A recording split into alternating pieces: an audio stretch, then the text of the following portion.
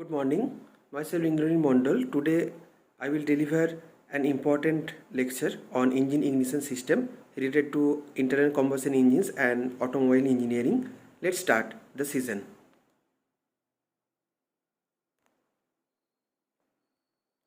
These are the main contents of engine ignition system that comprises introduction, basic requirements, battery ignition system and dual angle.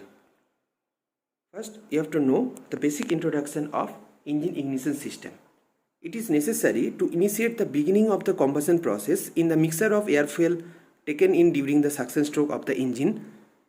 Ignition is concerned only with starting the combustion and not with the behavior of the combustion wave or flame. The ignition must add sufficient energy for starting and sustaining the burning of fuel-air mixture.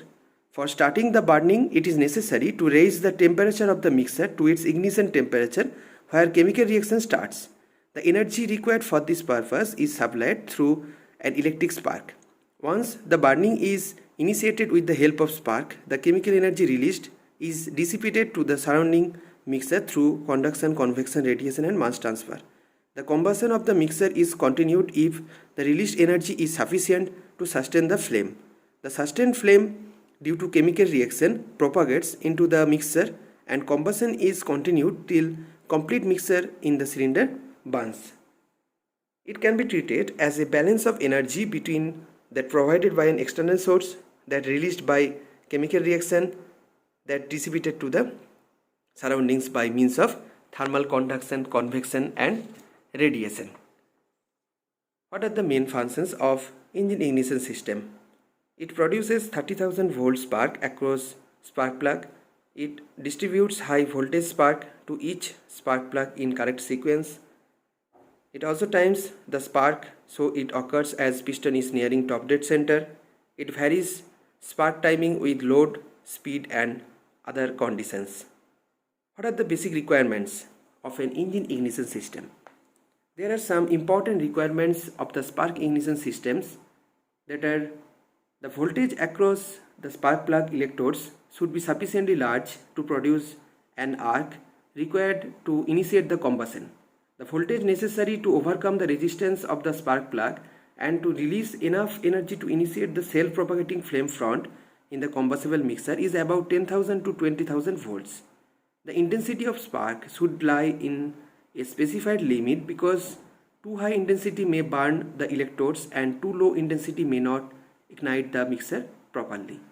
The volume of the mixture, that is clearance volume, at the end of compression should not be too large. Otherwise, the spark produced may not be sufficient to ignite the whole charge. There is definite relation between the size of the spark and clearance volume. There should be no missing cycle due to failure of spark, and also in a multi-cylinder engine there must be an arrangement to carry this voltage to the right cylinder at the right time, and it should be cheap and convenient to handle. This is the basic ignition system that comprises of a battery, supplies power to entire system. There is the ignition switch that turns engine on or off. There is the ignition coil that transforms volts. There is a switching device triggers ignition coil. There is a spark plug and wires distribute spark. This is the schematic diagram of ignition coil that comprises of a transformer, two sets of windings, primary windings and second one is secondary windings. There is iron core and out portion is called as case. So ignition coil produces magnetic field. This is also an schematic diagram of induction ignition coil. There is a primary positive terminal, secondary terminal. This is a secondary winding, primary winding, and this one is primary negative terminal.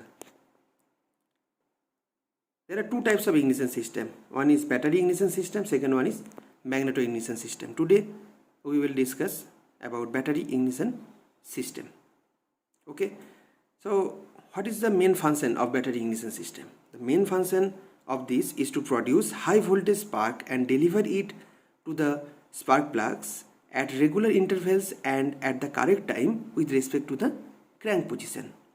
This is the schematic diagram of battery ignition system that comprises of a battery, starting switch, ballast coil, induction coil, primary cell, there is a contact point, there is a spark plug, there is a condenser, there is a distributor and distributor arm.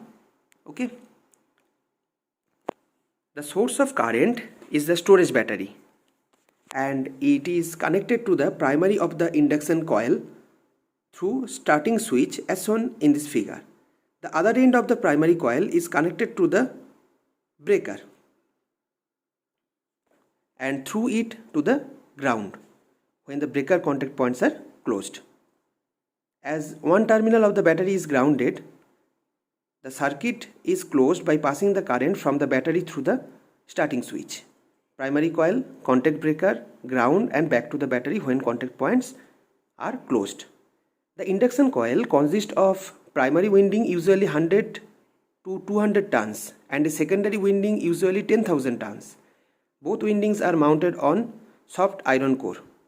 The contact breaker consists of contact points, camshaft on which the cam are mounted, which is used to break and make the contacts between the contact points. The distributor consists of distributor arm as shown in this figure.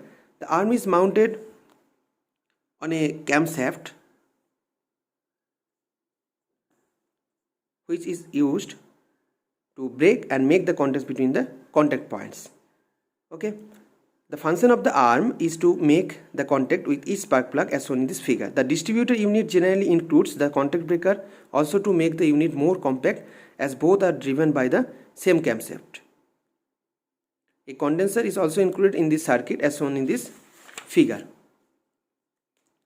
So first of all, you have to know the basic working principle of battery ignition system.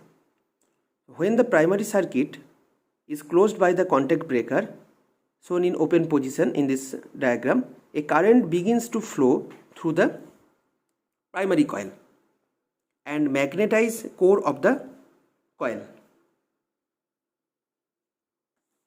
The EMF is induced in the secondary as the current in the primary increases. The EMF induced in the secondary coil is proportional to the rate at which magnetic flux increases. The EMF produced in the secondary due to the growth of current in the primary is not sufficient to produce a spark at the spark plug because the primary circuit has to establish the magnetic flux. When the primary circuit is opened by the contact breaker, the magnetic field collapses. Electromotive force is induced in the secondary which is directly proportional to the rate at which the magnetic field of the core collapses, which in turn depends on the rate of decrease of the primary circuit. A condenser is connected across the contact breaker.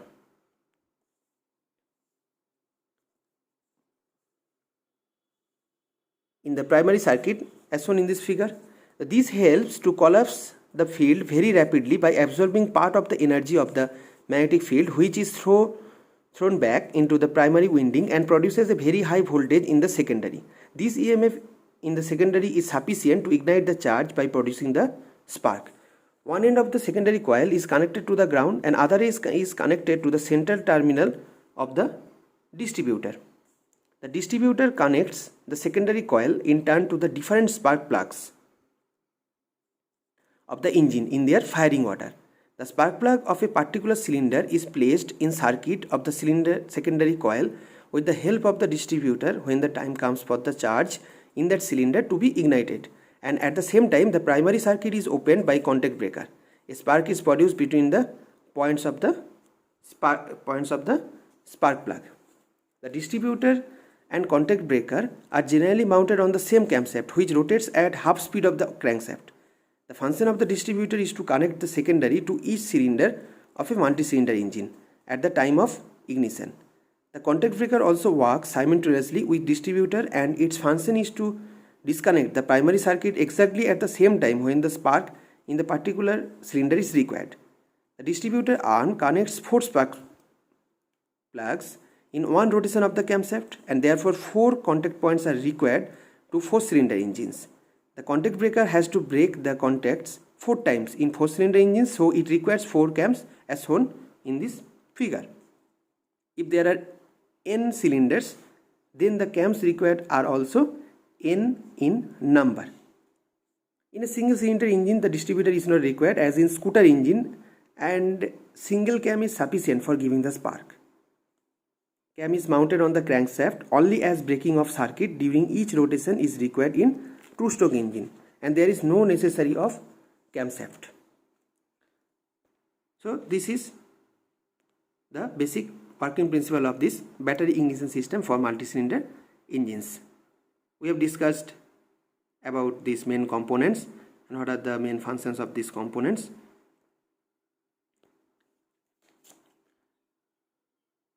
Next, you have to know about what are the main advantages of battery ignition system.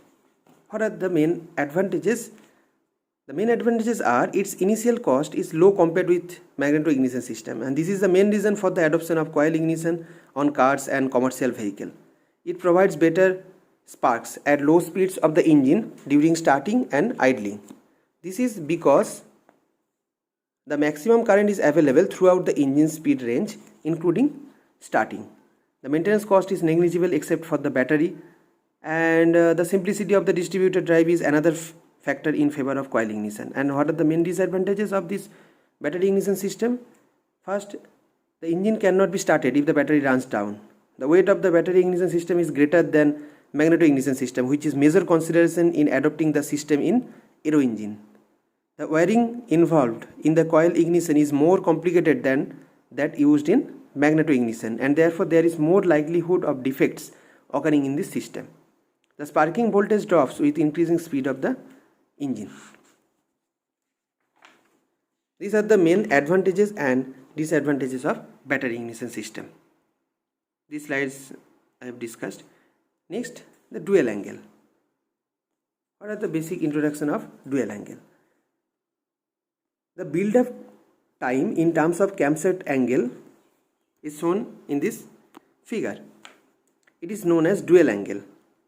That means it is the angle moved by the cam during the contact close period. Too small angle will result lower secondary voltage, poor spark or misfiring.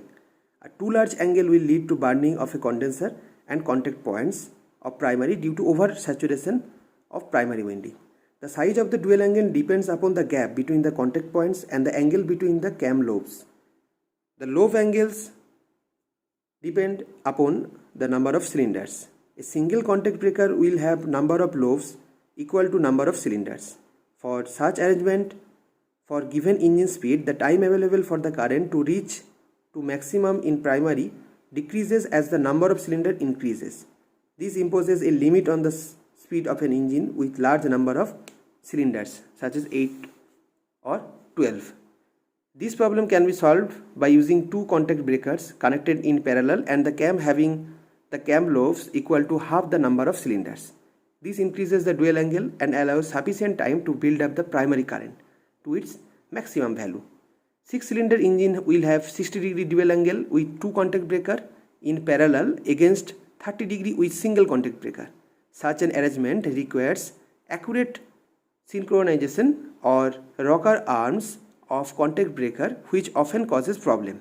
To avoid this, a cam having the same number of lobes equivalent to engine cylinder is used with two contact breakers arranged in parallel. One contact breaker always opens the points while the other always closes the points, and dual angle is doubled. This is all about dual angle. So dual period equal to 1000 into dual angles in degrees by 6 into engine speed. The unit will be revolution per minute. So the dual period unit will be in milliseconds. So the smaller the gap between the contact points when they are fully open, the larger the dual angle, and vice versa.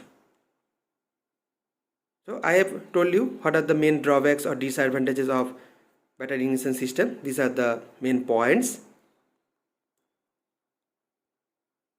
Thank you.